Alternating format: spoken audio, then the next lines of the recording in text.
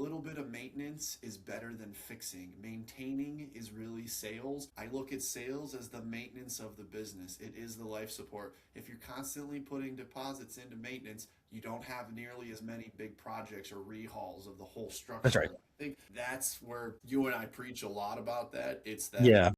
small deposits add a lot more than big, one-time deposits. It's just little inputs on a Yeah. daily basis make the world of difference when you're talking about, hey, 7 months we'd only added $8,000 of MRR, but I'm assuming the 7 months after that you probably did a hell of a lot more than 8,000 because you spent that time on the forefront doing the hard work where you don't really see that true progress in front, but you can visualize the end goal and you know it's going to happen and it Oh, is. yeah.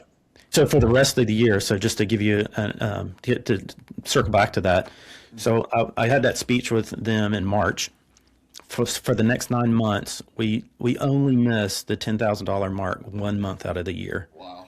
and that was October. We sold 8,200, but in those 9 months, we sold It's really good growth. 112,000. Yeah, $112,000. I mean, and at first it was like, man, it was scratching and clawing and fighting and doing everything we could to get those deals over the line, and get the momentum built. But I mean, once that happened, they saw it and they believed it.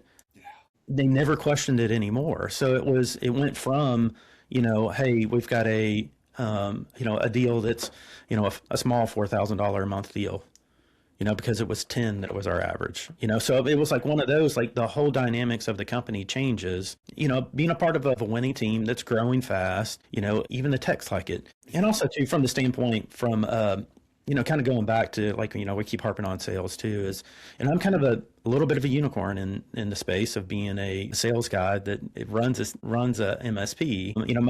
Most of my friends come from a technical background. And part of this is like why I preach to them too of like really focusing it on trying to get that sales engine up and running is because it's usually not very fulfilling for them. They do it because they have to, and they're probably the best in the company because they have the most passion towards it.